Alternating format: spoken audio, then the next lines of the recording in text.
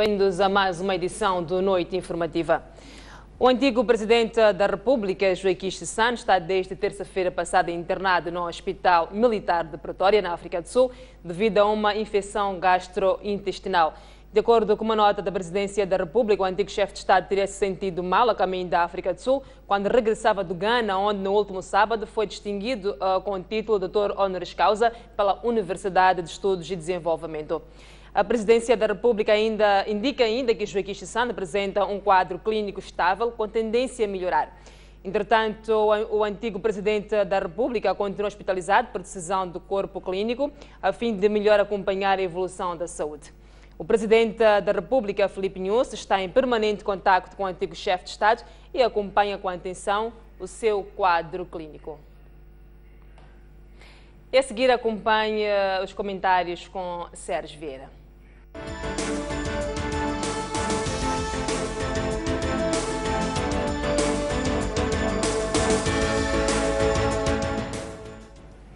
Uma vez mais, muito boa noite. Bem-vindos a este espaço. Sérgio Vieira, muito boa noite. Esteve ausente durante 2 semanas, sofreu um acidente de viação. E como é que se sente? Muito obrigado, Selma. Estou melhor. Tive o acidente a 9 de março. Fraturei uma costela, fui operado. E quero dizer que o meu acidente, como muitos acidentes que acontecem aqui, há uma responsabilidade das diferentes entidades estatais e municipais. Você circula, por exemplo, pela Marginal. Tem lombas e tem rotundas. Não há uma que esteja assinalada. Já muitos carros bateram nas rotundas. Vai por toda a parte. É raríssimo que isso esteja assinalado. E já havia os olhos de gato antigamente e as faixas amarelas que chamavam a atenção durante o dia. Ora, isto é uma negligência que provoca acidentes nas rotundas, nos desvios, nas lombas e no buraco em que caiu o meu carro e ficou destruído. Um buraco de 3 metros de comprimento e de 3 metros de largura. Mas temos outros acidentes de viação. Fala-se muito do álcool. Muito bem. Quando uma bomba de combustível vende bebidas alcoólicas e por vezes tem mais clientes para as bebidas alcoólicas do que para o combustível, algo vai mal. Na maior parte dos países é proibido uma estação de serviço, uma bomba de gasolina vender bebidas alcoólicas. Depois há o desrespeito pelas regras. Chapas, chopelas, viaturas sem luzes, sem travões, com pneus carecas, com seguros insignificantes, e agora o My Love também, e mesmo da parte das pessoas particulares. Há muita responsabilidade nisto. Por consequência, o meu acidente não é um acaso, é a repetição de muitos outros que já ocorreram, não só em Maputo, como fora de Maputo e no país. Okay, muito obrigada pela sua presença cá. Continuamos com os assuntos que marcaram a semana. Um dos assuntos que está a marcar ainda a atualidade é a questão da xenofobia. Como é que olha para esta situação, tendo em conta que já não é a primeira vez que acontece? Se não estou errado, em 2008 morreram 62 estrangeiros vítimas de ataques xenófobos nos bairros suburbanos da África do Sul. Como é que avalia, tendo em conta também aquilo que foi o papel de Moçambique na luta contra o apartheid? Eu diria várias coisas. A miséria, o desemprego. Na África do Sul, mais de 1 milhão de jovens chegam por ano ao mercado do trabalho. Quantos conseguem trabalho? São mais dos males e provocadoras de frustrações, explosões xenófobas, quando existe gente diferente. Se não existir gente diferente, até pode ser intertribal, interétnico. Ora, houve incitamentos, dizem que do rei Zulo, mas ele recentemente desmentiu, disse que foi mal interpretado. Sim. O filho do presidente Zuma também fez manifestações e declarações xenófobas, de xenofobia. Há aqueles exageros e demagogias do grupo do Malema. Tudo isto cria um clima. Quando tu tens mais de 1 milhão de jovens, talvez 1.300.000, 1.400.000, que chegam ao mercado do trabalho e encontram o quê? Droga, prostituição, lavar carros, pedir esmola, está relacionado com isso. Hoje, segundo as notícias, na minha terra, 400 sul-africanos decidiram regressar à África do Sul. Têm medo de retaliações de Moçambique, ou dos moçambicanos. É óbvio que não vai haver retaliações e os moçambicanos não são vingativos. É óbvio que, talvez em certos aspectos, somos demasiado hospitaleiros. Vejam quantas pessoas desembarcam vindos da África Ocidental ou mesmo de Portugal e de outros países. E com facilidade o pedreiro torna-se cooperante.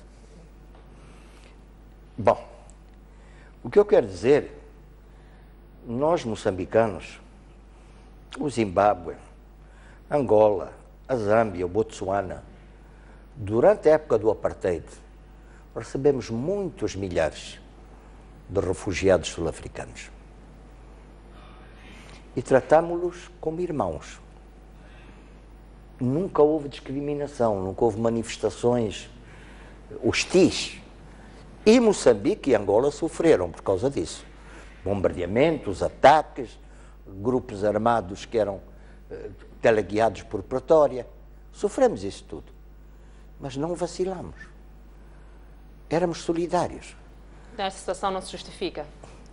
Não, a xenofobia nunca se justifica. É como dizer, o racismo justifica-se, a xenofobia justifica-se, o tribalismo justifica-se. Não o justificam. Cobrem uma realidade de mal-estar e de frustração. Qual será o grande dilema para os governos da região da SADC? Estamos num processo de integração e os povos não se entendem? Eu penso que estas questões não são fáceis. Costuma-se dizer que o primeiro passo vem antes do segundo. Alguns passos foram rápidos demais. Eu dou, por exemplo, a isenção de importação de produtos agrícolas da África do Sul, que lesam a nossa agricultura. Porque a agricultura sul-africana, desde o fim da guerra anglo-boer, foi financiada pelo Estado. Foi financiada e em muitos aspectos. E nós não estamos a fazer isso. Não estamos a competir com eles. Por outro lado, há várias empresas, eu vejo, por exemplo, nas mineiras, que trazem comida, carne, trazem frangos, trazem vegetais, trazem fruta, até me trazem banana da África do Sul. Quando nós produzimos isso tudo. Mas, pode ser que haja alguma corrupção nisso. Será que há uma corrupção ou porque é mais barato comprar na África do Sul do que não é mais que barato. Moçambique? Porque vamos dizer, um caminhão que vem da África do Sul até Tete a trazer frangos, quando podia ir buscar no Abílio Antunes em Chimoio, quanto é que ele gasta? Ida e volta são, na prática, 4.000 quilómetros. Quanto custa isso? Somarem o preço do transporte e o preço da mercadoria, eu desconfio que a banana de Tete, os frangos do Abílio Antunes, a carne de Sofala, são muito mais baratas. Até o peixe. Ainda para esta questão da xenofobia, qual será o impacto social e económico para Moçambique, tendo em conta que os moçambicanos pretendem voltar a Moçambique? Bom, A xenofobia ainda não atingiu dois setores. As minas, onde há muito moçambicano, e a agricultura, onde há muito moçambicano. Atingiu, sobretudo, o pequeno comércio. Mas o que é que significa, quando isto não atingiu o setor das minas e agricultura, está a olhar para esse setor informal como um número pequeno de moçambicanos? De algum modo, mas evidentemente que é condenável, 100% condenável. A xenofobia, o racismo, o tribalismo são 100% condenáveis. Quantos moçambicanos serão afetados, estão afetados por isto? Eu creio que neste momento não temos números verdadeiros. Sei que muitos deles, desse setor do comércio formal e informal, refugiaram-se nas esquadras. Mas não tenho dados sobre o impacto desse setor, desse grupo, se regressarem a Moçambique. Olhar para o impacto em Moçambique. São pessoas que estão a sair da África do Sul, têm os seus negócios lá, vêm para Moçambique e estarão desempregados. Para o impacto em Moçambique. A possibilidade é essa, ou de começarem um negócio aqui?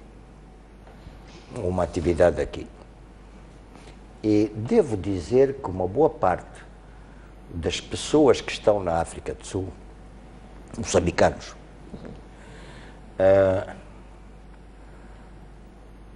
são das províncias do sul de Moçambique, onde há terra que podem cultivar, onde há lojas em tantas povoações que podem criar, onde há serviços que eles podem prestar. É um desafio. Okay. É um desafio, na verdade, porque também nós temos os que estão cá ainda têm um número maior de desemprego, os jovens não têm terra para construir as suas casas. Terra para construir a casa é um problema de algumas zonas urbanas. De algumas zonas urbanas. Não é um problema generalizado. Esta questão da xenofobia pode não trazer algumas consequências na relação entre Moçambique e África do Sul? Não creio. Nós sabemos compreender as situações. Aquilo que eu lhe disse. Quais são as causas do mal? E o presidente Jacob Zuma e outras personalidades sul-africanas já tomaram uma posição forte condenando a xenofobia. Ainda recentemente em Cape Town, na cidade do Cabo, a polícia teve que intervir e interveio. Interveio com força para travar manifestações de xenofobia. Por isso, não creio que ao nível dos Estados haja consequências. Um outro tema que marcou esta semana é a aprovação do plano quinquenal do Governo, na medida em que a bancada da Frelimo que votou a favor deste programa, já a oposição votou contra o programa, afirmando que não traz aquilo que são as expectativas dos moçambicanos. Qual é a sua avaliação em relação ao plano quinquenal do Governo? Que análise é que faz? O que é que nos diz o programa? O que é que nos diz o programa? Elevar o PIB de 11% para 21% até 2019. Estamos contra? A taxa de crescimento manter-se entre 7% a 8%, o que tem acontecido nas últimas décadas. A inflação abaixo de 10%.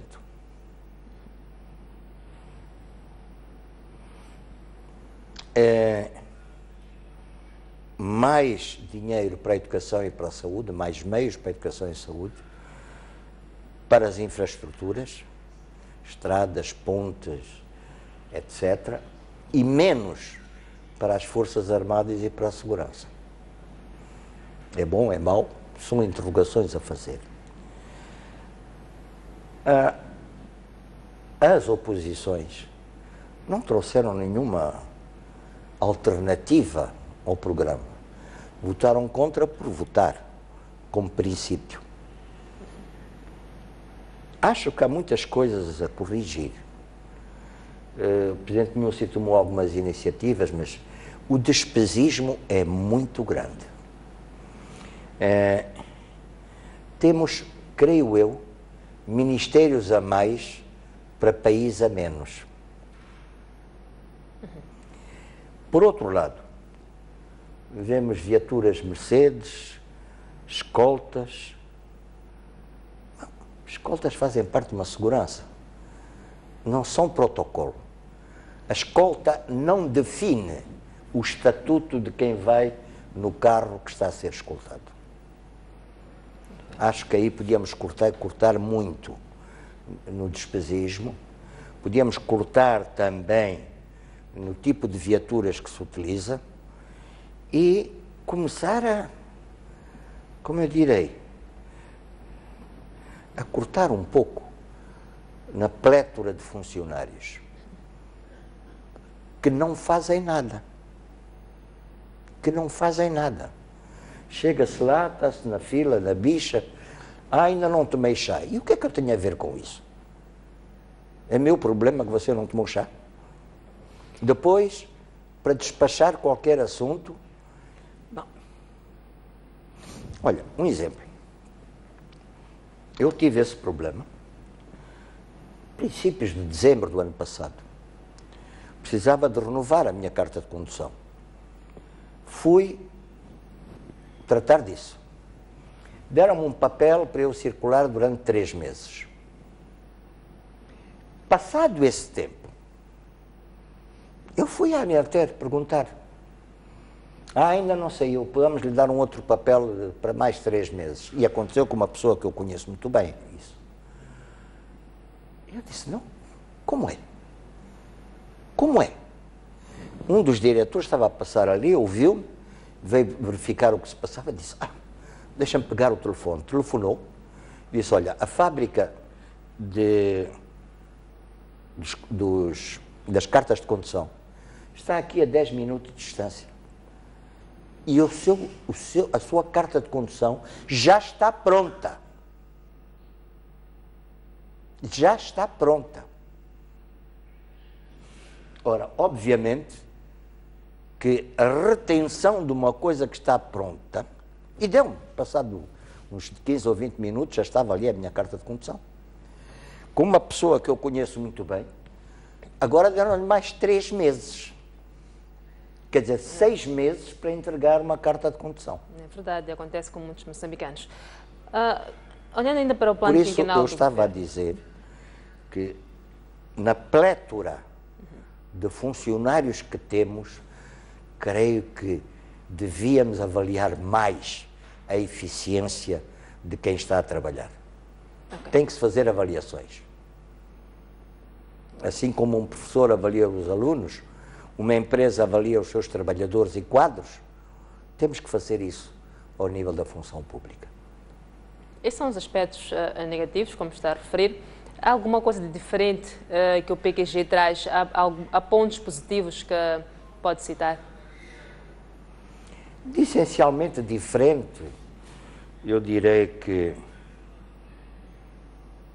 mais meios para a educação e saúde do que o anterior programa, mais meios para infraestruturas, uma redução dos meios para as Forças Armadas e a segurança. Okay.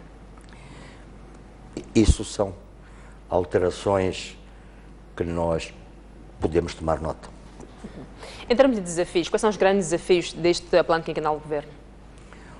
Olha, o primeiro e o mais importante dos desafios é assegurar a paz. Ninguém se desenvolve, ninguém faz um plano com mortes e destruições. Há dias eu estava a ver um trabalho antigo, que até encontram no Google. USA State Department Gersony Report. Okay. O relatório Gersony está lá. Toda a gente conhece.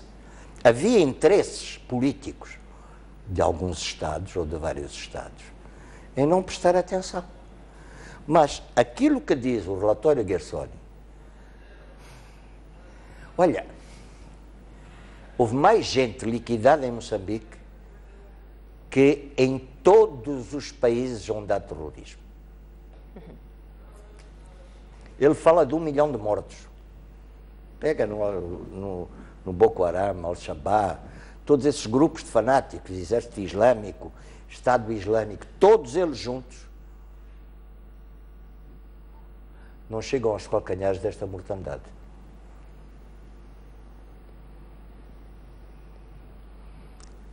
Bom, talvez tenha ser também alguns comentários de forma muito rápida, estamos a chegar ao final do nosso tempo de conversas, em relação ao diálogo político, que já vai a ronda número 101, ainda não houve avanços.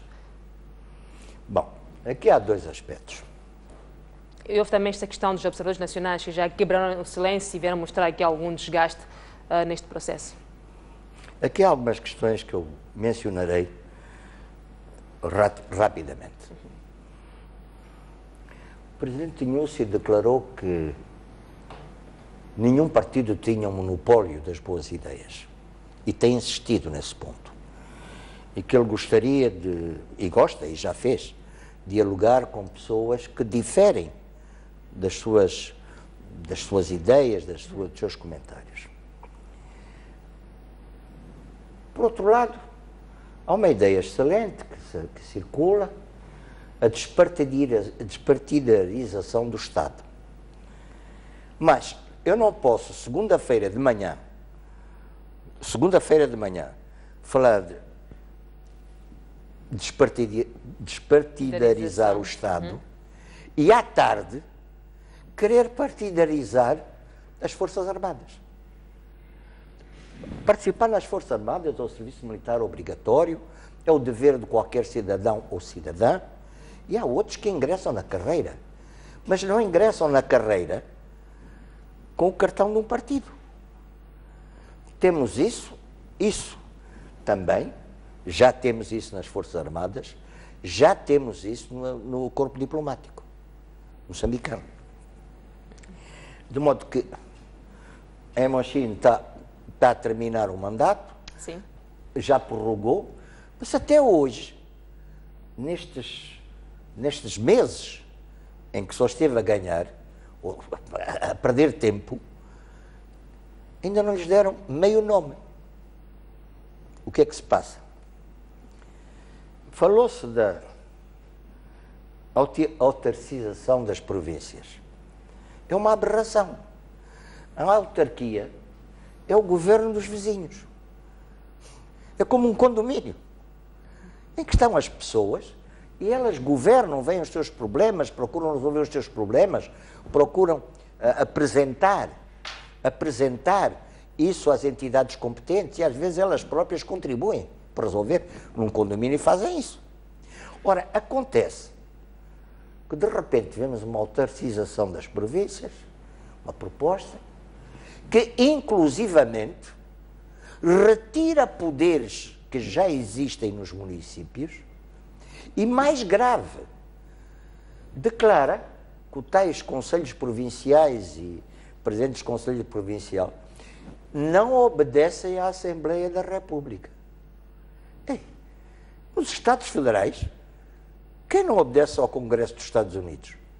Quem não obedece ao Congresso do Brasil? Quem não obedece às câmaras na Alemanha Federal? Todos obedecem, é a lei. Agora, declarar que uma certa parte do país deixa de depender de um órgão de soberania, então, e porquê só a Assembleia da República? Já agora, o governo, os tribunais, tudo. Não faz sentido.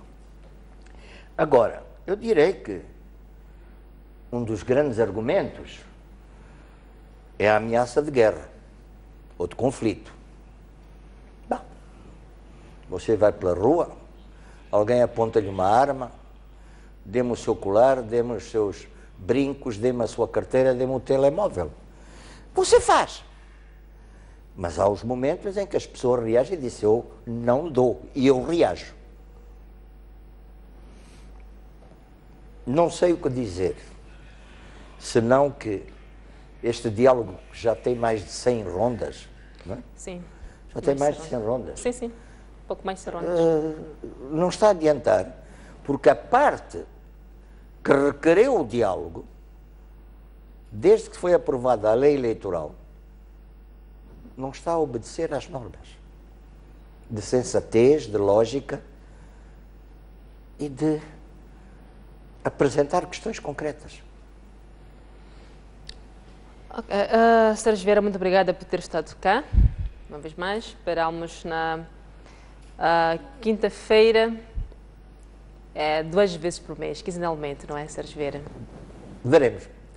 De toda a maneira, antes de terminar, quero lhe agradecer e, em particular, como vimos nas notícias, felicitar o Presidente Chissano pelo honoris causa e desejar-lhe rápidas melhoras e totais melhoras dos problemas gastrointestinais que ele sofreu. Muito obrigada. Muito obrigado. Assim foi o Conversas com Sérgio Vieira.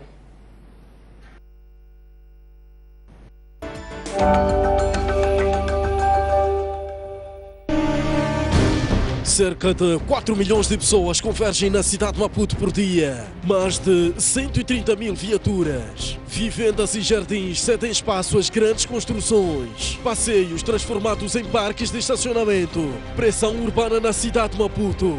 Que impacto para a qualidade de vida dos seus munícipes? O crescimento desorganizado das cidades é um risco para a saúde do ponto de vista cardiovascular. Não se pode permitir que se brinque com a saúde pública. Não é só depositar o voto e depois ficarmos 5 anos a sofrer. Tudo aquilo que acontece tem a ver connosco. A Polícia Municipal parqueia os carros no passeio.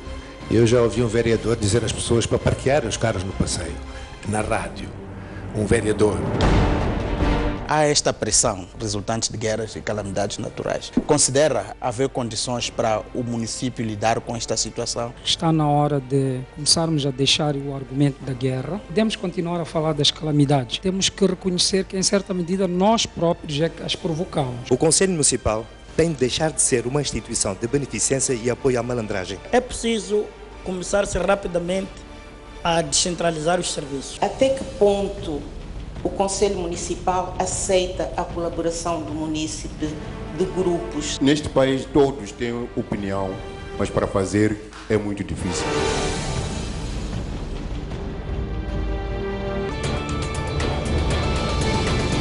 Porque o que você pensa conta. Reservamos um espaço de opinião em dose dupla. Conto consigo das 11h30 às 12h30. Eu das 18 às 19h30.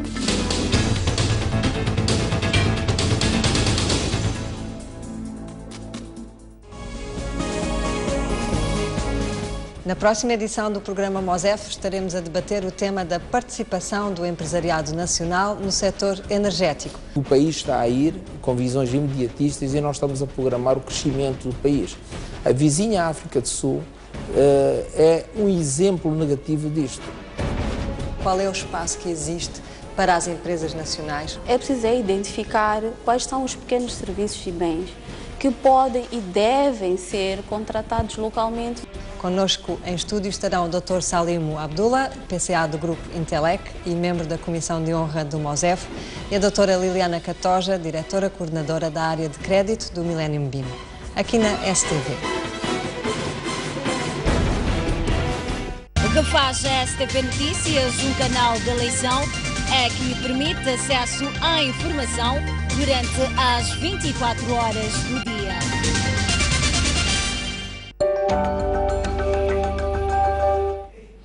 Estamos de volta ao Noite Informativa. O Presidente da República, Filipe Nyusi, diz que o seu governo todo vai fazer para travar os atos de xenofobia contra os moçambicanos na África do Sul. O chefe de Estado endereçou ainda condolências às famílias das vítimas dos ataques em Durban. Quando assistimos com grande preocupação e angústia o sofrimento dos nossos concidadãos que estão a ser vítimas de atos de xenofobia no país irmão, renovamos a nossa solidariedade às famílias enlutadas e afetadas perante as vítimas e as suas respectivas famílias no país. Quero manifestar a determinação do meu governo de tudo fazer para mitigar o sofrimento desses nossos irmãos, prestando-os toda a assistência necessária.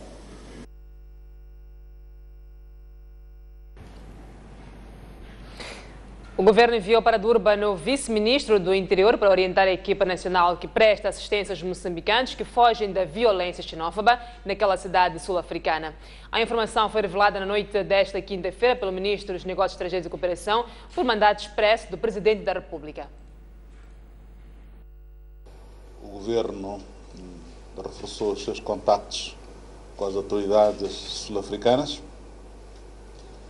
O vice-ministro do Interior do nosso país encontra-se desde a manhã de hoje em Durban, África do Sul. O ministro do Interior esteve em contactos via telefónica com o seu homólogo da África do Sul, no que diz respeito à assistência aos nossos cidadãos.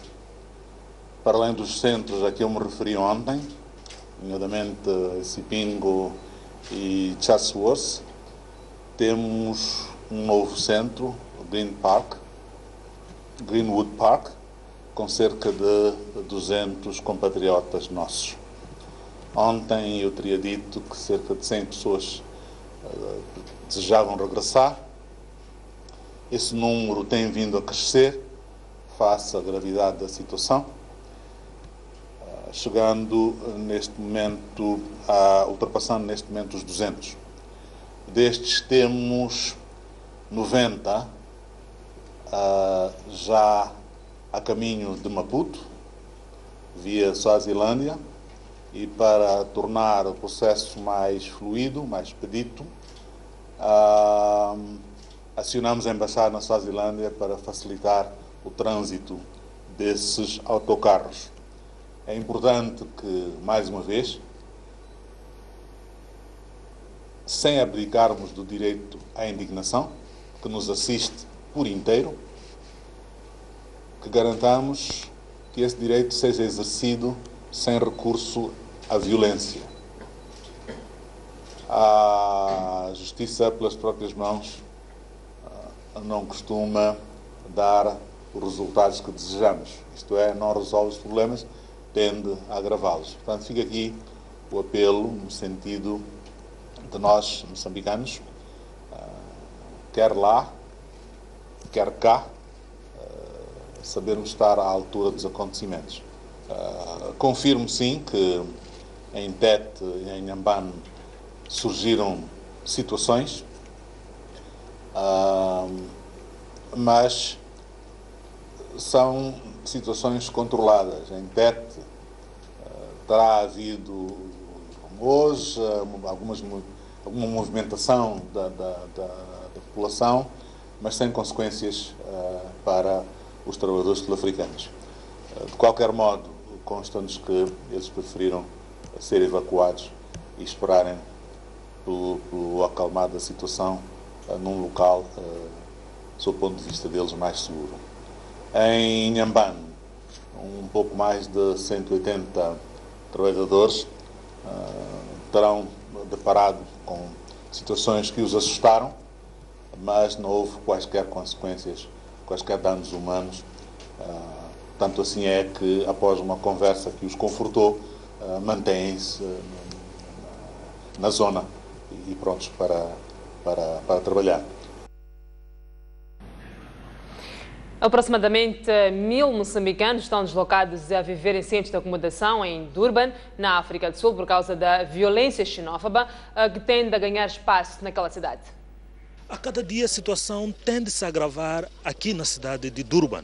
Mais moçambicanos, um exemplo destes, que acabam de chegar aqui a este centro, a fugir da violência xenófoba das suas zonas onde residiam. Tércio Antônio Novela. Vitor Antonieta. Antônio. Esta é a chamada para que cada moçambicano que está neste centro de acolhimento leve os seus pertences que conseguiu retirar da sua casa e a sua família para entrar neste autocarro e retornar à terra natal. Esta quinta-feira, o governo moçambicano disponibilizou estes autocarros para levar de volta a casa cerca de 100 moçambicanos. É que a situação em Durban não é para menos. Os locais violentam e pilham bens de qualquer estrangeiro que conhecem. Fotografias de vítimas que circulam na internet são chocantes. Esta moçambicana viu sua viatura vandalizada esta quarta-feira e um dos seus empregados baleado. Começaram ali a bater tiros, armas, Aquele miúdo que anda com o meu marido em levar essas trouxas, teve um tiro aqui, saiu daqui, está no hospital agora. Então, começaram outras pessoas, disseram, queimar o carro, vai ser tudo o quê? Começaram a partir vidros, furar pneus, tudo isso aconteceu ontem. Pela minha vista, vi aquele que foi tirado de tripa, mas outro esse de katana, mas outro que foi cortado do pescoço lá no Charles Cross. Isso aí eu vi pelas minhas vistas. Vi esse miúdo. Foi tirado toda a roupa. Esse miúdo eu vi pela minha vista antes de ontem. Muita gente morando em Moçambique pela defesa deles. Muitos sítios foram atacados em Moçambique pela defesa deles. E nós temos um nome sujo com boas pela defesa deles. E hoje em dia, fico me interrogado. O que está a passar? E o que faltou com eles? O governo sul-africano já criou 3 centros de acolhimento e o número de moçambicanos pode ascender a 1000. Este jovem agora passa o dia a recolher seus concidadãos dos bairros onde ocorre a violência para deixá-los nos centros de acolhimento. Por aqui, as refeições são garantidas por sul-africanos de boa vontade. Assim, desde que amanheceu hoje, já fiz quase 4 caradas. Estou a recolher pessoas das casas, eu trago aqui para eles conseguirem dormir. Sim. Pagam alguma coisa ou faz isso? E qualquer coisa que alguém me dá, se não tiver nada, eu estou a socorrer como os irmãos, está vendo? Não estou a exigir dinheiro, estou a tentar socorrer a família, porque eu sou um cidadão moçambicano. Quase todos estes são moçambicanos e passam a noite aqui neste centro em tendas como estas ou em salas de aulas. As autoridades sul-africanas restringem ao máximo o acesso da imprensa aos locais onde as vítimas de xenofobia estão alojadas. E por isso há grandes limitações, apenas permitem que possamos fazer entrevistas a esta gente do lado de fora dos centros de acolhimento ou de locais como estes. As imagens são de Pedro Amba, Francisco Manlhade, de Durban, para a STV. O governo enviou a Durban o vice-ministro do Interior, que está a acompanhar o repatriamento dos moçambicanos. O embaixador de Moçambique na África do Sul diz que as condições no centro de acolhimento são deploráveis. O governo enviou à África do Sul o vice-ministro do Interior para se inteirar da situação dos moçambicanos vítimas dos ataques xenófobos. O vice-ministro conversou com as vítimas e também confortou-os da situação, apelando, dizendo que o governo está atento e está pronto para lhes apoiar e que pede que quem está disponível possa regressar a casa e recomeçar a vida longe da violência. Podemos receber toda, a nossa casa é grande, não é assim? Dá para acolher nós todos. Então, o que vai acontecer é, vamos chegar, as condições que vamos encontrar são aquelas, mas com o andar do tempo vamos melhorar as nossas condições, cada um na sua zona de origem. Por isso, meus irmãos, aqueles que estão de coração aberto, que não querem sofrer, então vamos sofrer em casa. A dor de casa não dói, não é assim? O sofrimento de casa não dói. E não levem mágoas no coração, hein? Não levem mágoas. Levem experiências apenas. O embaixador de Moçambique na África do Sul diz que é difícil estimar o número de moçambicanos vítimas de ataques xenófobos. Estivemos numa conferência de imprensa dada pelas autoridades, falaram de 2 campos que nós já conhecemos, mas deste campo ninguém nos disse nada. Até que 3 destes que estão aqui decidiram sair por sua conta até o consulado e encontrou-nos lá para nos dizer que, olha, há um centro onde há muitos moçambicanos. Então, nós viemos ontem para este lugar e, de facto, descobrimos o centro e encontramos essas pessoas. Por outro lado, Fernando Fazenda deplora as precárias condições em que estes concidadãos estão alojados nos centros de acolhimento. Não, a situação nos centros de acolhimento é o que estamos a ver.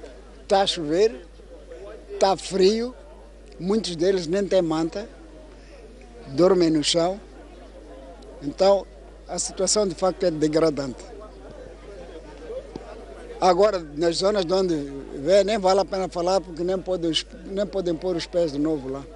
A polícia sul-africana tem estado a se empenhar a fundo de modo a evitar que haja novos confrontos, mas é difícil controlar isto nos bairros suburbanos, de onde provém a maior parte destes moçambicanos. Francisco Manlhate, Pedro Amba, Press TV. Em jeito de repúdio aos atos de xenofobia praticados contra estrangeiros na África do Sul, trabalhadores moçambicanos da Sasol em Inhambane expulsaram das instalações daquela empresa perto de 250 cidadãos de nacionalidade sul-africana que trabalham naquela empresa.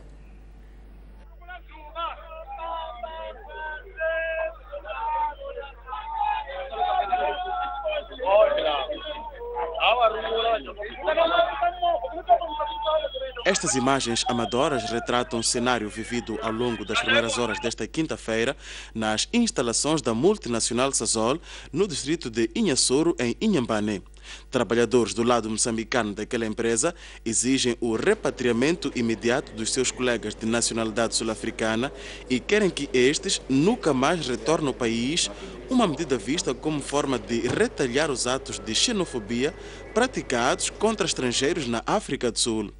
A manifestação foi pacífica, com os moçambicanos a exibirem cartazes questionando o porquê da xenofobia, bem como imagens de cidadãos vítimas da violência na terra do Rande. Nós estamos a mandar embora também por nossa vez, mas de uma forma pacífica, sem vandalizar, sem violentar a eles, mas também pedimos que eles fossem retirados, porque também temos o direito à liberdade. Qual é o objetivo principal desta vossa manifestação? O objetivo é de que eles parem e, se possível, fiquem lá na África do Sul, em que também nós ficamos cá de forma segura, em que nós podemos continuar com as nossas atividades em paz e segurança. Houve aquela xenofobia, não sei se em 2008, calamos, amarraram aquele taxista, empurraram, massacraram a ele, morreu, calamos. Agora, hoje, estão a matar de novo os nossos irmãos lá na África do Sul. É para nós continuarmos calados mesmo. Não faz sentido. Então, hoje nós entendemos que devemos reivindicar os nossos direitos. Aqui não se trata de nenhuma greve, não trata-se de nenhuma vandalização. Aqui simplesmente só estamos a reivindicar os nossos direitos. Porque aqueles que estão a morrer lá são sul-africanos, são moçambicanos, são nossos irmãos, são nossos familiares que estão a acabar na África do Sul. Aqui em Moçambique temos pessoal suficiente para construir qualquer mina, qualquer projeto que eles tiverem. Por isso nós já não queremos mais sul-africanos assim, como eles também não querem nossos irmãos. Os 250 que estão a sair da África do Sul há de vir preencher os lugares desses sul-africanos que estão a sair daqui de Moçambique para a África do Sul. E ponto final. Esta situação forçou o governador de Inhambane a interromper a sua agenda e deslocar-se a Inhassoro com o objetivo de acompanhar de perto o desenrolar dos factos. Aliás, na sua interação com os trabalhadores do lado moçambicano, Agostinho 30 pedia tolerância, mas estes mostravam-se renitentes ao pedido. Não há nenhuma razão que eles podem levar à violência. Tanto nós, moçambicanos, nós de Inhambane, não podemos, com a nossa razão, usar a nossa razão para violentar os outros. A nossa razão não é suficiente. Não é suficiente para a violência. Não é suficiente a nossa razão. Não é suficiente para tirarmos a vida às outras pessoas. O caminho é perdão. Moçambique, oi! Moçambique, oi! Na Sasol, em Inhambane, estão perto de 350 trabalhadores moçambicanos e outros 250 de nacionalidade sul-africana, sendo que a paralisação é da parte dos projetos, enquanto que o setor de produção de gás e administrativo continuam a operar normalmente, até porque a exigência dos moçambicanos é que saiam trabalhadores sul-africanos de baixo escalão e exigem que estes sejam substituídos por moçambicanos. Os professores Carlos Serra e Irael Lundi dizem que os sul-africanos estão a ressentir-se dos efeitos da crise económica mundial e atribuem a culpa aos estrangeiros. Para acalmar a onda de violência, os académicos defendem uma intervenção urgente do governo de Jacob Zuma. Aos olhos de Irael Lundi, a onda de violência contra os estrangeiros na África do Sul resulta das dificuldades econômicas que o país atravessa, com consequências graves no desemprego e na deterioração das condições de vida. A investigadora e docente do Instituto Superior de Relações Internacionais diz ainda que o governo sul-africano não conseguiu acomodar as populações suburbanas depois do apartheid. Quando há crise, você precisa buscar maneira de escape, né? E os primeiros a serem atingidos pela crise são exatamente essas populações que vivem um pouco na periferia ou na margem do sistema. São populações mais pobres, que o fim do apartheid não conseguiu enquadrá-las de maneira como seria o mais justo, ou como elas esperavam que fosse o mais justo no sistema. Então, elas estão mais ou menos no mesmo espaço que estão os nossos compatriotas, né? Ora, no mesmo espaço, quando há crise, alguns vão ter que se pôr para fora desse espaço. Então, como causa, eu diria que é o resultado, né, por um lado, de uma política que a África do Sul não conseguiu, quer dizer, não conseguiu enquadrar todos os seus cidadãos no fim do apartheid, por um lado, né, e hoje sofre essa crise enorme, né, o reflexo dessa crise que, como eu disse, começou na Europa e que já chegou aqui. Carlos Serra, sociólogo e investigador do Centro de Estudos Africanos, alerta para o risco de um terremoto social e diz que as autoridades moçambicanas e sul-africanas devem sensibilizar as comunidades para travarem a onda de xenofobia. Há um risco disso se transformar num terremoto social. E os terremotos sociais, os sismos sociais podem se multiplicar, como um bater de asas em Atlanta, um bater de asas social em Atlanta, em Durban, em Pietermaritzburg, pode ser batido em Xangara, pode ser batido em Maputo, não sei se está a ver, pode se multiplicar independentemente do país. É preciso ir à rua, é preciso ir às televisões, é preciso ir à rádio e falar francamente com as pessoas. É preciso mostrar que os moçambicanos não roubam empregos a ninguém. Mas também é preciso não molestar muito os sul-africanos, está a ver? Porque esta situação é muito complicada. Melhoria das condições sociais das pessoas. É aqui que está a chave do problema, lá como cá. Porque se nós melhorarmos a nossa vida cá, somos capazes de fazer, não temos tanta necessidade de procurar emprego na África do Sul, está a ver? Isso significa muitas coisas ao mesmo tempo. Para os académicos, o governo sul-africano deve melhorar as condições de vida dos cidadãos e combater os discursos de divisão. O presidente da Confederação das Associações Económicas de Moçambique entende que a xenofobia na África do Sul é um alerta para o governo e o setor privado a sair do relaxamento e começarem a produzir e criar impostos de trabalho de modo a deixar de depender dos sul-africanos. Rogério Manuel diz que há espaço para todos no país e que o setor privado poderá acolher parte das vítimas de xenofobia. Bom, não é pela primeira vez que esta questão da xenofobia acontece. É triste e lamentável o que está a acontecer na África do Sul, mas também é um alerta tanto para o governo moçambicano como para nós todos moçambicanos e empresários no geral, de olharmos para nós, tentarmos por tudo para conseguir aquilo que nós relaxamos muitas das vezes porque o nosso vizinho África do Sul nos pode fornecer. Estou a falar de matérias-primas e outras coisas para as nossas empresas. Acho que é a altura de nós olharmos para nós mesmos e começarmos com as nossas mãos a produzir aquilo que vamos buscar na vizinha África do Sul. Há espaço para todos em Moçambique. Os moçambicanos que daqui saíram têm espaço, sim senhora, e são bem-vindos ao país. Acredito que a abertura que o governo demonstrou nesses 2 dias para acolher os nossos concidadãos está aí e acredito que também há espaço para emprego em Moçambique. Onde ocupam os lugares os estrangeiros em Moçambique, há espaços também. Há cidadãos moçambicanos que estão a trabalhar nas minas, nós também já abrimos minas em Moçambique. Portanto, acredito que há espaço naquilo que eles faziam nas minas na África do Sul, podem fazer nas minas moçambicanas. Tem o governo para os amparar e nós também, empresários, acredito que vamos apertar aquilo que costuma-se dizer o cinto, no sentido de acolher alguns dos nossos concidadãos.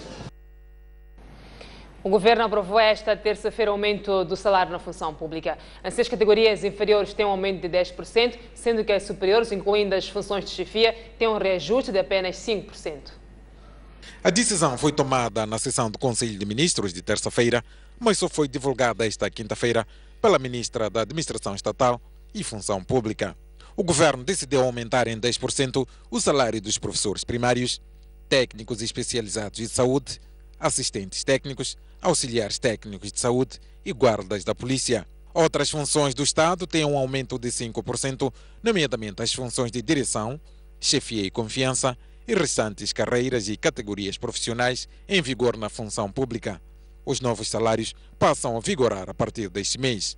No dia 31 de março passado, o governo aprovou os salários mínimos no setor privado, variando de 4% a 13%. O presidente da República, Filipe Nyusi, empossou hoje três procuradores-gerais da República adjuntos. Na ocasião, Nyusi desafiou os empossados a trabalharem no sentido de desencorajar a prática do crime. A máquina da justiça está reforçada. O presidente da República empossou nesta quinta-feira Anabela Chukela, Sérgio Correia e Orlando Generoso para os cargos de procuradores-gerais adjuntos. O ato, que teve lugar numa das salas da Presidência da República, contou com a presença da Procuradora-Geral da República e outras figuras ligadas à justiça moçambicana. No seu discurso, Filipe Nyusi disse que os novos procuradores adjuntos tomam posse numa altura em que os desafios na defesa dos direitos do cidadão são enormes e cabe a estes trabalhar no sentido de garantir a segurança e bem-estar. De vós exigimos total entrega ao trabalho, integridade e imparcialidade e estrita observância dos princípios e limites constitucionais e legais que regem a vossa atividade. Continuem a implementar a missão da instituição, privilegiando a investigação dos fatos puníveis e assegurando a representação e defesa do interesse público social. A PGR deve continuar a garantir a proteção dos menores, ausentes e incapazes no respeito pelos direitos humanos. Digníssimos procuradores gerais adjuntos, minhas senhoras e meus senhores, tomam posse numa altura em que o nosso povo está a celebrar o 40º aniversário da criação do nosso Estado unitário sob o lema 40 anos da independência nacional, unidade nacional, paz e progresso. E é essa dimensão que queremos atribuir o vosso valor. O presidente da RENAM denunciou em Caia alegados ataques aos seus militares por forças governamentais nos últimos 2 dias em Guijá, na província de Gaza. Afonso Jacama disse que a qualquer altura os seus generais perderão paciência e poderão agir. Nesse seu périplo pela região centro do país, Afonso Jacama já esteve na província de Sofala, mas desta vez voltou para trabalhar no distrito de Caia, a sul desta província. Num comício orientado no posto administrativo de Sena, Afonso Jacama denunciou perseguições dos seus militares na província de Gaza, em Guijá, e disse que a qualquer altura poderá perder a paciência e reagir aos alegados ataques. Ainda ontem dispararam, anteontem dispararam, 6 vezes já dispararam. Eu a dizer ninguém responde, ninguém responde, ninguém responde, mas acabarão por responder. Estão a ouvir, não é? Porque hão de ouvir propaganda que a RENAM atacou aqui em Gaza. É mentira. Eles é que estão a disparar contra os homens da RENAM, mas esses a irem, a esquivarem, parece ter medo, porque estão a cumprir as ordens do chefe, o Jacama, porque para o Jacama a guerra acabou, tem que acabar. Na ocasião foram apresentadas 2 mensagens de membros da RENAM, os quais reclamaram a falta de água, estradas em boas condições e pediram para que sejam resolvidos caso as autarquias provinciais se concretizem. E muitas crianças estudam sentadas no chão, nos hospitais não há medicamento e o atendimento é muito mau. As estradas estão cheias de buracos, não temos águas potáveis para todos. Ninguém irá proibir o desejo do povo. O anteprojeto não é do Jacama. Estamos a ouvir bem? Não é do Jacama. Quem é o Jacama? Um pequenino baixinho assim. Quem sou eu? É o vosso anteprojeto. Refira-se que o distrito de Gaia tem 6 assentos na Assembleia Provincial de Sofala. Em função dos resultados das eleições de 2014, a Renamo colocou 4 membros, a Frelimo 2. Com imagens de Isdini Achá, Pedro Ferrão, de Sena, para a STV. Mais de 100 gestores nacionais e internacionais reuniram-se hoje em Maputo para discutir estratégias de transformação e inovação do país. Na ocasião, o diretor administrativo para a África Subsaariana da consultora Sencha disse que é preciso apostar na diversificação da economia, em novos mercados e produtos, bem como na eficiência para transformar a economia. Angola, Cabo Verde, Moçambique e Portugal são alguns dos países cujas empresas figuram na nova edição do livro Mercator. 22 anos depois, desde que a primeira edição foi publicada em 1992, o lançamento da 16ª edição da obra é motivo para uma série de conferências unindo gestores de empresas e marketeers para refletir sobre as oportunidades de negócio da comunidade dos países da língua portuguesa. Fato animador é que há ambiente para o crescimento da economia. Basta ter em conta que nestes países temos uma população muito jovem. Nós temos cerca de 102 milhões de pessoas com menos de 15 anos. E isso quer dizer que há aqui um mercado potencial enorme para as marcas, para os produtos, para os serviços, para as empresas. Por outro lado, o PIB está a crescer em quase todos esses países, o que quer dizer que são economias que estão numa fase de crescimento e numa fase de desenvolvimento.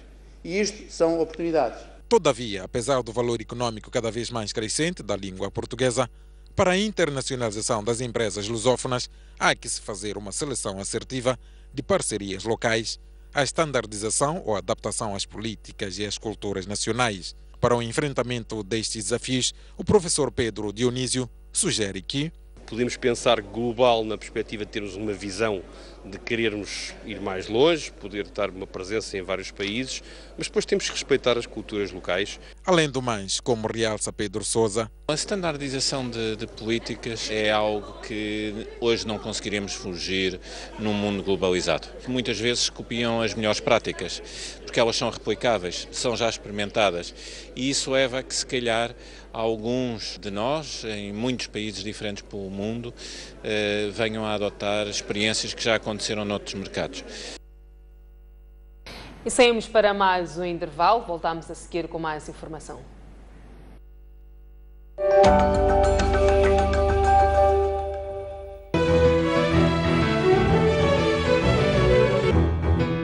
Cá estamos para mais um baú.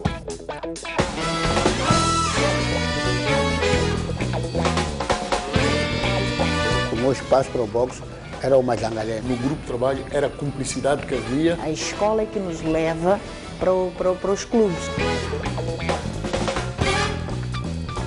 Ser tático. Nós tínhamos o conhecimento básico de senegalês. Eu vinha a jogar com orgulho patriótico. Sempre que voltamos derrotados, o balanço é sempre positivo. Fiz um grande jogo contra o Futebol Clube Porto à noite. E eu não conseguia gritar o golo, não consegui gritar o golo. E agora temos os nossos compatriotas de volta.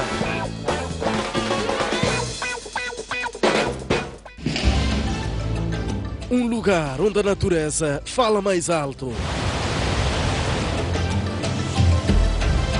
Este é um dos grandes cartões de visita da província de Gaza. Este é o Parque Nacional do Limpopo.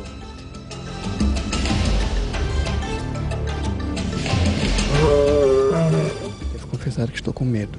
É atração, é aquilo que o turista precisa de ver quando diz que vou a um parque.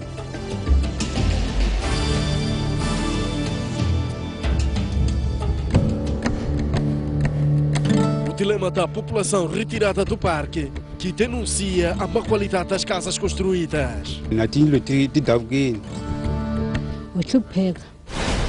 A não perder este domingo.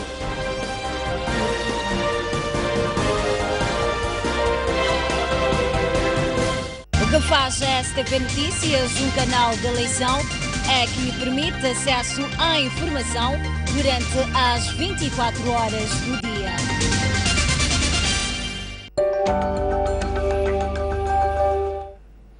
Estamos de volta para a segunda e última hora desta noite informativa. Moçambique e Espanha lançaram ontem uma Câmara de Comércio para impulsionar as relações económicas atualmente apontadas como fracas. Com a iniciativa pretende-se que a Espanha possa investir e transmitir conhecimentos sobre processos produtivos em diversos setores da atividade.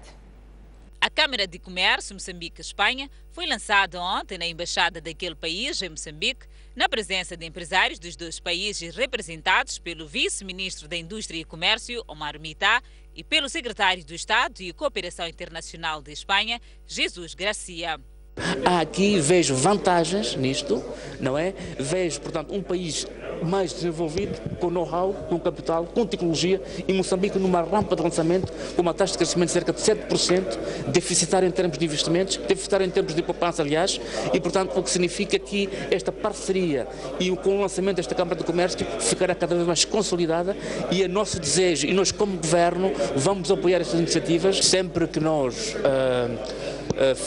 falamos de atração de investimento, olhamos para todos os aspectos em termos de setores, daquilo que é o potencial. E como eu disse, de que apesar de estar concentrado muito no setor pesqueiro, gostaríamos de ver a Espanha a diversificar a sua carteira de investimentos. Para o Secretário do Estado e Cooperação Internacional da Espanha, a criação deste instrumento poderá ampliar os horizontes de cooperação a todos os setores de atividade. En España hay una gran experiencia en infraestructuras y en construcción, también en telecomunicaciones, también en servicios.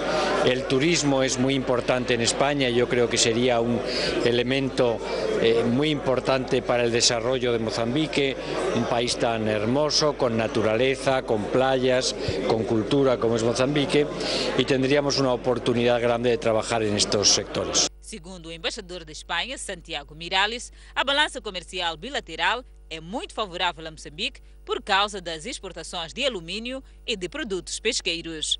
O comércio bilateral é estimado em 160 milhões de euros anuais, valor considerado muito pouco para as possibilidades das duas economias. Mais uma pessoa morreu vítima de cólera esta semana e desta feita foi na província de Cabo Delgado, subindo assim para cerca de 60 o número de vítimas mortais desde que a doença eclodiu em várias regiões do país. A situação de cólera está controlada graças aos esforços coletivos de toda a gente, incluindo os órgãos de informação. Nós, de fato, tivemos o pico de casos de cólera no mês de fevereiro, princípio de março. Mas neste momento posso dizer que ao nível do país, apesar do número total de casos estar a aproximar aos 8.000, o número de novos casos a entrarem nas unidades sanitárias reduziu drasticamente. Depois de anunciar estes dados, Francisco Mbofana garantiu, entretanto, que de uma forma geral a cólera está controlada no país, pois há províncias como Tete, por exemplo, onde foram registrados mais de 3.500 casos, não é registrado há cerca de um mês nenhum novo caso de cólera. E agora temos uma epidemia ativa na cidade de Pemba, mas a epidemia na cidade de Pemba tem as mesmas características da província de Sofala, em que o número de casos que são admitidos é muito reduzido. Infelizmente tivemos um óbito reportado ontem na cidade de Pemba, mas a epidemia também não tem aquela intensidade e força como nós observamos a nível da província de Tete. Aqui na região centro também estamos com um surto, podemos considerar ativo na cidade de Quilimane e no distrito de Gurue. E o surto na província da Zambésia ainda merece a nossa atenção, porque o número de doentes que estamos a registrar é entradas de entre 20 a 30 doentes, e esse número é considerável. A monitoria da entrada é sempre feita diária, são o número de indivíduos que entram diariamente. Mbofana terminou apelando à contínua observância de cuidados de higiene coletiva e individual. Dados oficiais indicam que 11 mulheres morrem por dia em todo o país durante os serviços de parto por diversas razões que na sua maioria se podem prevenir. Com vista a inverter este triste cenário, o setor de saúde lançou esta quarta-feira no distrito de Nhamatanda, em Sofala, novos agentes polivalentes comunitários e parteiras tradicionais que beneficiaram de uma formação com novos pacotes com uma componente preventiva muito forte. Sentimos que para melhorarmos a saúde das mulheres e das crianças, são necessárias mais intervenções a este nível comunitário. Por isso mesmo é que desta vez decidimos introduzir outras intervenções que incluem a prevenção da hemorragia o tratamento da hemorragia pós-parto, que é uma das grandes causas de mortalidade materna, também o planeamento familiar e a vitamina A. Então estes elementos irão ajudar muito na melhoria do bem-estar, na melhoria da saúde da mulher e da criança e assim também reduzir as taxas de mortalidade materno-infantil. O vice-ministro da Saúde falava pouco depois da cerimônia de encerramento do primeiro curso de agentes polivalentes e matrona no distrito de Nhamatanda, em Sofala, que contou com apoios de vários parceiros internacionais, com destaque à FUNUAP. Os agentes polivalentes garantiram que farão grande esforço para garantir a melhoria de saúde nas suas comunidades. Eu acho que com esse pacote vai dar o sucesso. Dante fazia 80% na promoção e prevenção das doenças e 20% na curativa. Então, com o novo pacote, vou incentivar as mães a aderirem às unidades sanitárias para poderem dar parto.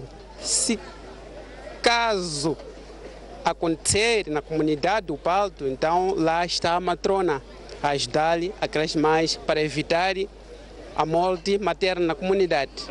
Esta cerimônia contou com a presença da esposa do chefe do Estado, Izaro News, que na altura pediu aos agentes comunitários e às parteiras tradicionais a serem elementos chaves para a melhoria de saúde nas suas comunidades.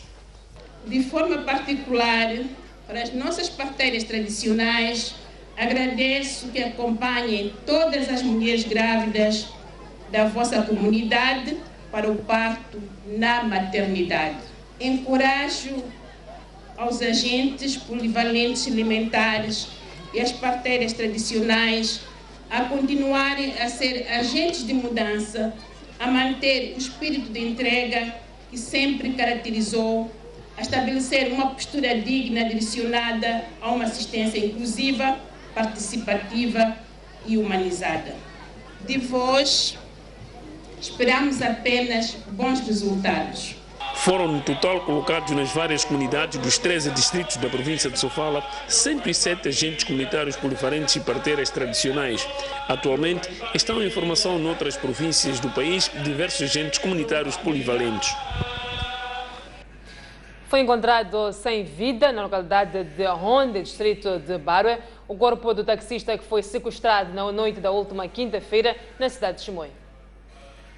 Foi justamente a partir deste ponto que Filipe Joaquim arrancou na última quinta-feira com o propósito de prestar serviços de táxi, onde teria sido pedido que tal o fizesse até a zona de Macadeira, no distrito de Vanduzi, e não mais regressou. Na manhã desta quarta-feira chegou a notícia mais triste. Filipe Joaquim foi assassinado.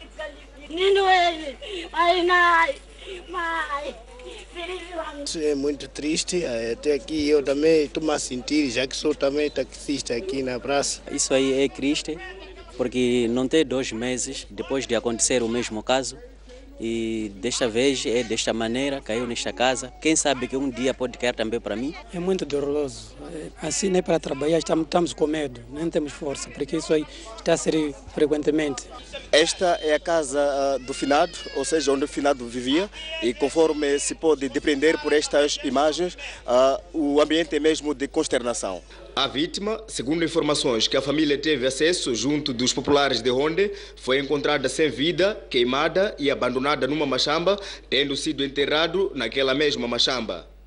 Já esta quinta-feira, após a família tomar conhecimento, tratou de exumar o corpo até a cidade de Chimoio, onde foi realizado um funeral condigno. Os homens, o que fizeram? Amarraram, depois de amarrar, queimaram com gasolina. Então, a estrutura local, foram ver de que o corpo já estava em decomposição. Tinham que enterrar. Então, dormimos já com o plano de sairmos aqui com o caixão, com homens da PIC, diretamente a Barwe. Quando chegamos a Barwe, então, apresentamos, eles já apresentaram realmente que reconhecem do corpo só que não sabia o paradeiro do corpo. Casos de roubos e assassinatos a taxistas ao nível da zona centro do país estão a atingir contornos alarmantes. Só ao nível da cidade de Chimoio, este é o segundo caso em menos de 2 meses, depois de outros vários casos que se registraram no distrito de Dondo, na província de Sofala. Uma manifestante interrompeu o discurso do presidente do Banco Central Europeu nesta quarta-feira durante uma conferência de imprensa em Frankfurt, na Alemanha. Envergando uma camiseta preta, a ativista identificada como Josephine Witt e que não terá ligações com outros movimentos, saltou de forma olímpica para a mesa onde estava Mário Draghi. Enquanto gritava "acabem com a ditadura do Banco Central Europeu", a mesma frase que tinha escrita na camiseta, a manifestante atirou panfletos ao líder do Banco Central Europeu, que estava visivelmente assustado face ao assalto de que tinha sofrido.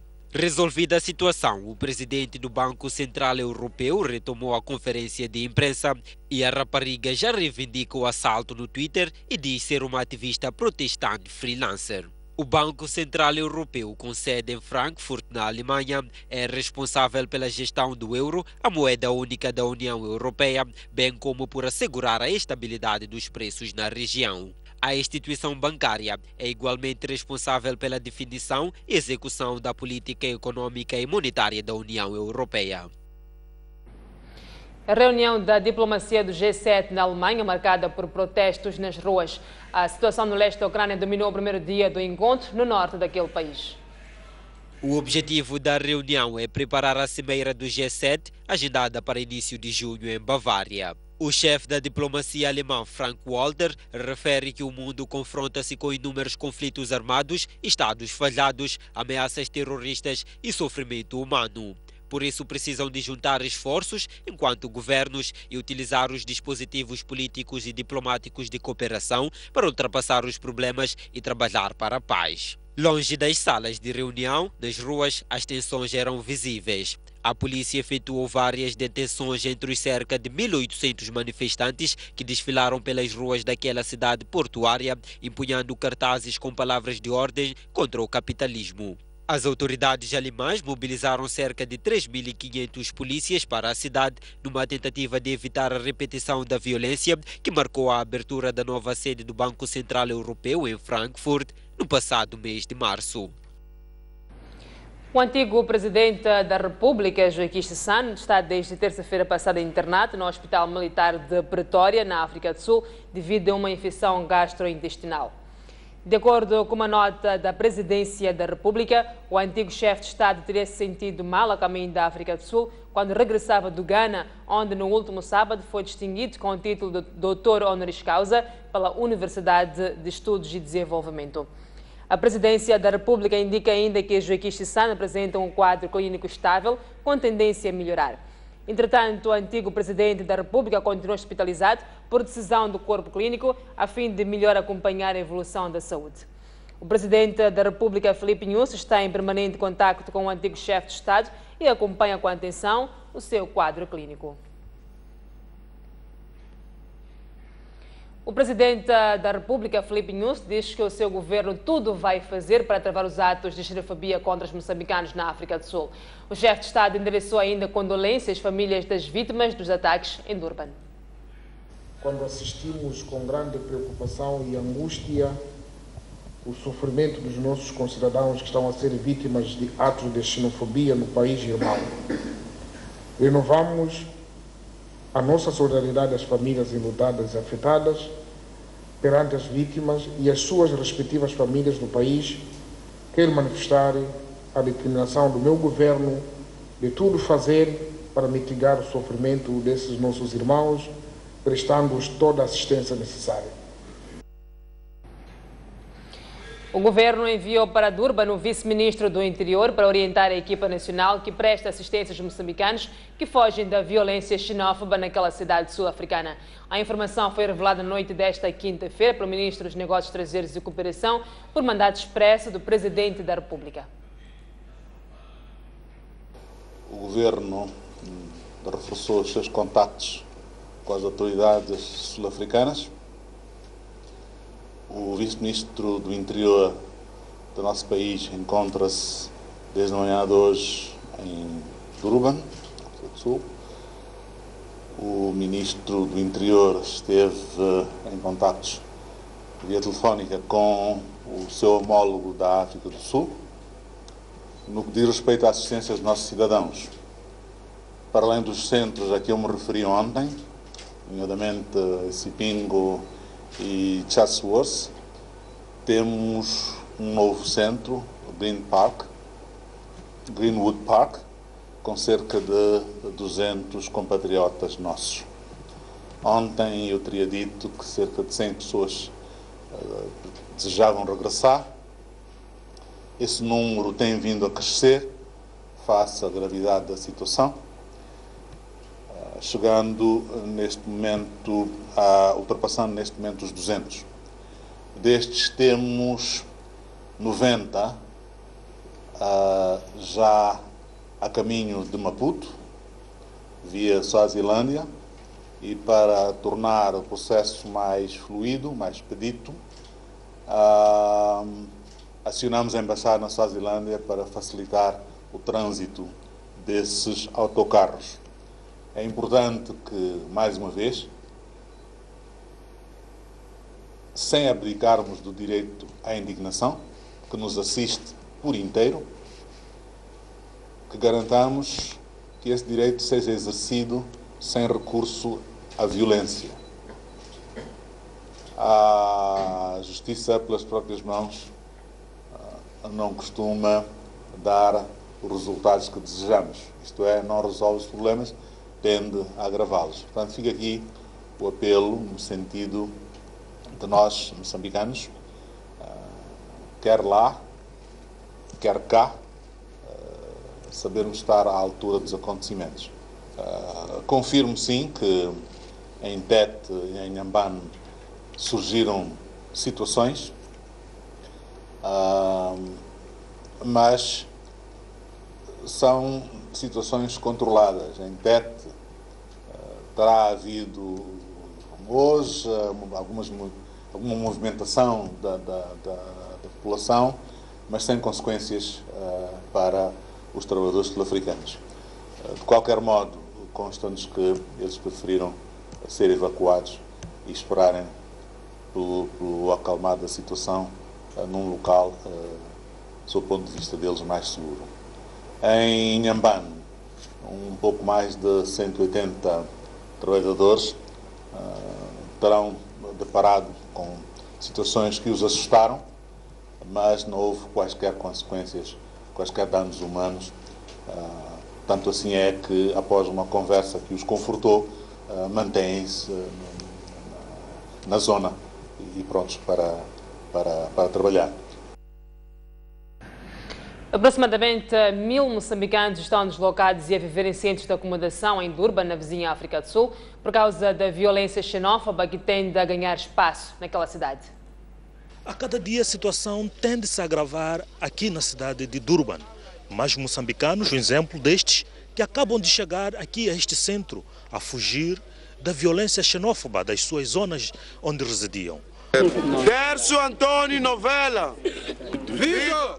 Vitor Antonieta. Antônio. Esta é a chamada para que cada moçambicano que está neste centro de acolhimento leve os seus pertences que conseguiu retirar da sua casa e a sua família para entrar neste autocarro e retornar à terra natal.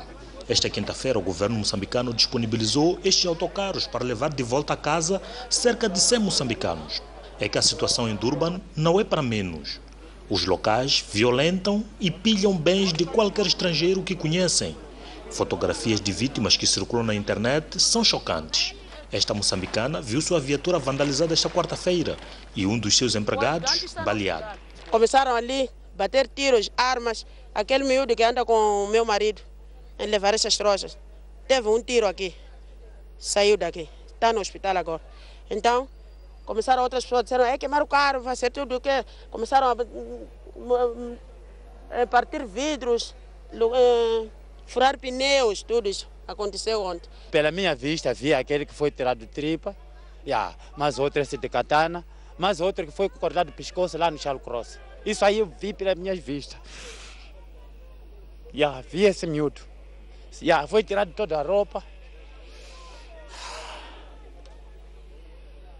Esse miúdo eu vi pela minha vista antes de ontem. Muita gente morando em Moçambique pela defesa deles. Muitos sítios foram atacados em Moçambique pela defesa deles. E nós temos um nome sujo com boas pela defesa deles. E hoje em dia, fico me interrogado. O que está a passar? E o que faltou com eles? O governo sul-africano já criou 3 centros de acolhimento e o número de moçambicanos pode ascender a 1000. Este jovem agora passa o dia a recolher seus concidadãos dos bairros onde ocorre a violência para deixá-los nos centros de acolhimento. Por aqui, as refeições são garantidas por sul-africanos de boa vontade. Assim, desde que amanheceu hoje, já fiz quase 4 caradas. Estou a recolher pessoas das casas, eu trago aqui para eles conseguirem dormir. Sim. Pagam alguma coisa ou faz isso? E qualquer coisa que alguém me dá, se não tiver nada, eu estou a socorrer como os irmãos, está vendo? Não estou a exigir dinheiro, estou a tentar socorrer a família, porque eu sou um cidadão moçambicano. Quase todos estes são moçambicanos e passam a noite aqui neste centro em tendas como estas ou em salas de aulas. As autoridades sul-africanas restringem ao máximo o acesso da imprensa aos locais onde as vítimas de xenofobia estão alojadas. E por isso há grandes limitações, apenas permitem que possamos fazer entrevistas a esta gente do lado de fora dos centros de acolhimento ou de locais como estes. As imagens são de Pedro Amba, Francisco Manlhade, de Durban, para a STV. O governo enviou a Durban o vice-ministro do Interior, que está a acompanhar o repatriamento dos moçambicanos. O embaixador de Moçambique na África do Sul diz que as condições nos centros de acolhimento são deploráveis. O governo enviou à África do Sul o vice-ministro do Interior para se inteirar da situação dos moçambicanos vítimas dos ataques xenófobos. O vice-ministro conversou com as vítimas e também confortou-os da situação, apelando, dizendo que o governo está atento e está pronto para lhes apoiar e que pede que quem está disponível possa regressar a casa e recomeçar a vida longe da violência. Podemos receber toda, a nossa casa é grande, não é assim? Dá para acolher nós todos. Então, o que vai acontecer é, vamos chegar, as condições que vamos encontrar são aquelas, mas com o andar do tempo vamos melhorar as nossas condições, cada um na sua zona de origem. Por isso, meus irmãos, aqueles que estão de coração aberto, que não querem sofrer, então vamos sofrer em casa. A dor de casa não dói, não é assim? O sofrimento de casa não dói. E não levem mágoas no coração, hein? Não levem mágoas. Levem experiências apenas. O embaixador de Moçambique na África do Sul diz que é difícil estimar o número de moçambicanos vítimas de ataques xenófobos. Estivemos numa conferência de imprensa dada pelas autoridades, falaram de 2 campos que nós já conhecemos, mas deste campo ninguém nos disse nada. Até que 3 destes que estão aqui decidiram sair por sua conta até o consulado e encontrou-nos lá para nos dizer que, olha, há um centro onde há muitos moçambicanos. Então, nós viemos ontem para este lugar e, de facto, descobrimos o centro e encontramos estas pessoas. Por outro lado, Fernando Fazenda deplora as precárias condições em que estes concidadãos estão alojados nos centros de acolhimento. Não, a situação nos centros de acolhimento é o que estamos a ver. Está a chover, está frio, muitos deles nem têm manta, dormem no chão, então a situação de facto é degradante. Agora, nas zonas de onde vem, nem vale a pena falar porque nem podem pôr os pés de novo lá. A polícia sul-africana tem estado a se empenhar a fundo de modo a evitar que haja novos confrontos, mas é difícil controlar isto nos bairros suburbanos de onde provém a maior parte destes moçambicanos. Francisco Manlhade, Pedro Amba, para a STV. E a Noite Informativa confere o seu último intervalo.